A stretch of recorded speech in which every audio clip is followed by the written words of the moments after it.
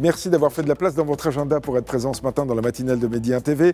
Je rappelle que vous êtes analyste politique. Avec vous, on va parler de la guerre au Moyen-Orient et particulièrement de ce qui s'est passé ces dernières heures qui concerne directement la France. On est avec vous depuis Paris, bien entendu, avec Emmanuel Macron qui a annoncé la mort d'un premier soldat français. Il y a aussi plusieurs autres blessés. Ça s'est passé dans le Kurdistan irakien où sont stationnés des soldats français. Qu'est-ce qu'on peut en penser? Est-ce que ça fait aujourd'hui, quelque part, faire un pas supplémentaire de la France dans ce conflit moyen-oriental? Ça l'engage évidemment davantage que ne l'aurait souhaité le président de la République, Emmanuel Macron, qui a dit que la France n'était pas belligérante et veillait à ce qu'il y ait une solution diplomatique. Néanmoins, comme vous l'avez dit, un soldat français est mort, six autres ont été blessés dans cette attaque de drone qui a été non pas revendiquée, parce qu'elle n'a pas été officiellement revendiquée par le mouvement terroriste qui pourtant a dit qu'il considérait que la France était bel et bien belligérant avec le déploiement du porte-avions Charles de Gaulle qui, rappelons-le à vos téléspectateurs, n'est pas en mer d'Arabie ou à proximité du détroit d'Ormuz, mais en Méditerranée orientale pour protéger un pays membre de l'Union européenne, en l'occurrence Chypre. Mais évidemment, cela va sans doute provoquer une réponse de la part de la France. La France a rappelé son attachement, comme le roi du Maroc et Nasser Bourita l'a rappelé encore il y a quelques heures, la pleine souveraineté et la pleine solidarité avec les pays qui sont encore frappés évidemment par ce qui reste des capacités balistiques et militaires iraniennes.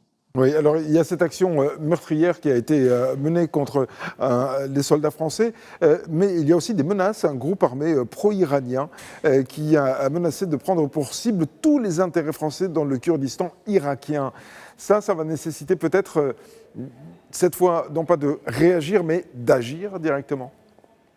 Ça va surtout obliger le président Macron à prendre langue avec le Premier ministre Al-Soudani pour qu'il fasse en sorte qu'il n'y ait plus d'attaques venant mettre en péril les intérêts occidentaux. Il n'y a pas que des soldats français qui se situent dans le Kurdistan irakien, la région autonome du Kurdistan, mais également des bases américaines qui avaient d'ailleurs été initialement frappé au premier jour du conflit. Ça va surtout obliger le président Emmanuel Macron, la France et l'Union européenne à s'engager à, comme le président l'avait dit, frapper de manière préventive les éventuels lanceurs de missiles ou de drones. Il s'agissait d'un drone il y a quelques heures,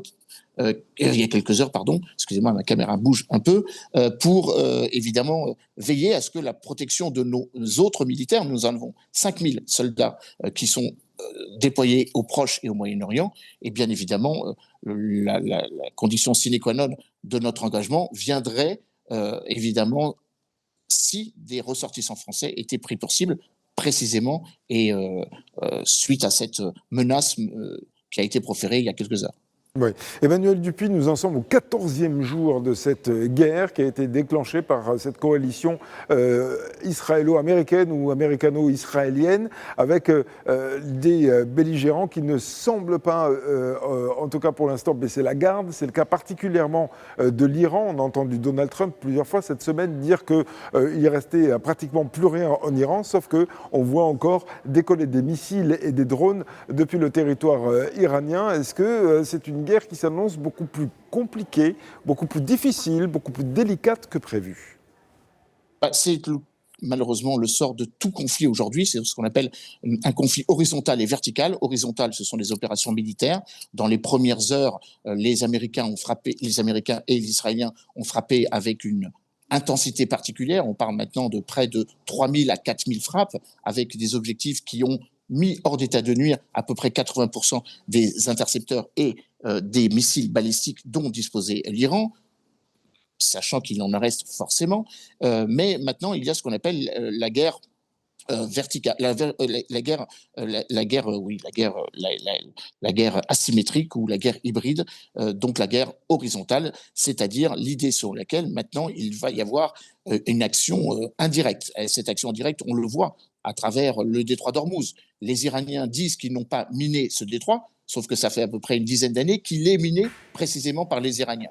Alors les Iraniens auraient, selon les sources américaines, mis pas plus de 10 mines, semblant croire ou faire comprendre que les Américains mineraient le risque. Mais le détroit est déjà miné. Donc ça, c'est le premier élément. Et puis le deuxième élément, c'est que les Iraniens n'ont guère besoin de miner, d'utiliser l'arme, enfin d'utiliser la capacité de la menace cinétique, puisqu'il suffit que la peur panique des armateurs et l'augmentation exponentielle des frais d'assurance, ce qu'on appelle l'actuariat, pour empêcher la libre circulation du détroit d'Ormuz. Alors où nous parlons, les sociétés d'assurance britanniques notamment ne couvrent plus le risque encouru en traversant le détroit d'Ormuz. On parle d'un manque à investir ou d'une facture de d'un encours qui n'est pour l'instant pas couvert de 352 milliards d'euros. Et donc, du coup, il suffit juste de la menace que les Iraniens pourraient mettre à exécution pour s'en prendre au bateau.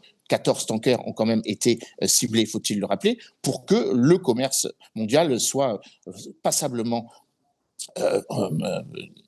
interrompu, en tout cas malgré ce que le président américain a dit et malgré les quelques 600 000 barils jour qui avaient été proposés et donc mis en place par l'OPEP, malgré les 400 000 barils que l'Agence internationale de l'énergie a proposé de mettre en circulation. Cela ne couvre évidemment pas la totalité des quelques 300 tankers qui aujourd'hui sont bloqués, et pas seulement d'ailleurs que dans le détroit d'Ormuz, mais également de l'autre côté, en mer Rouge, avec le détroit de Bab el-Mandeb, avec la menace, pour l'instant pas mise totalement en exécution, des Houthis qui ont dit qu'ils frapperaient aussi tout bateau qui traversait le détroit de Bab el-Mandeb.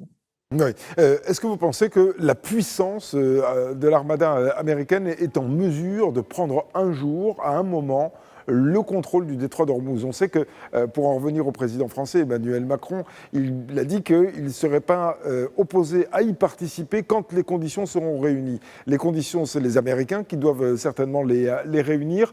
Est-ce que vous pensez que ça peut se faire dans un délai relativement court, ou alors est-ce que vous pensez que les Iraniens sont beaucoup plus coriaces qu'ils n'en avaient l'air et que donc ça risque de prendre beaucoup plus de temps? Alors ça peut être beaucoup plus rapide qu'on ne le pense. Il suffirait que les Américains décident une opération terrestre qui viserait à empêcher les Iraniens de bloquer le détroit d'Ormuz à travers ce qu'on appelle sa poussière navale, c'est-à-dire ces petites embarcations que les Américains ont frappées, d'ailleurs avec moult images à l'appui durant les dernières heures, où les Américains n'auraient que détruit une vingtaine de bateaux, mais ce sont ces bateaux qui peuvent transporter jusqu'à 3 ou 4 mines et donc perturber sensiblement le détroit d'Ormuz. Donc l'opération, l'armada, que vous évoquez, n'est pas forcément la plus grosse menace que les Américains brandissent. Ce serait une opération terrestre qui viendrait à protéger les abords du détroit d'Ormuz, permettant de fluidifier ou tout simplement de reprendre le libre cours du transit pétrolier. Alors là aussi, le président Emmanuel Macron a dit que la France était prête à y participer. Il faut quand même rappeler que le détroit d'Ormuz est certes vital pour un certain nombre de pays, dont la Chine, qui importe 90% du pétrole iranien, et dont évidemment 30% des hydrocarbures, pétrole et gaz, dont elle est destinataire, mais que l'Union européenne est nettement moins impactée. Seulement 10 à 11% de son pétrole et de son gaz proviennent transitent par le détroit d'Ormuz, mais c'est évidemment une question de solidarité. Le président Emmanuel Macron a été clair en disant que la France participerait si les conditions sécuritaires étaient réunies, et de rappeler que pour l'instant, elles ne le sont pas. Merci beaucoup Emmanuel Dupuis d'avoir été en direct avec nous ce matin dans la matinale de Média TV. J'ai surveillé l'heure parce que je sais que vous avez des rendez-vous et qu'il ne fallait pas vous retenir trop longtemps. Merci encore, je rappelle que vous êtes analyste politique. Excellente journée à vous.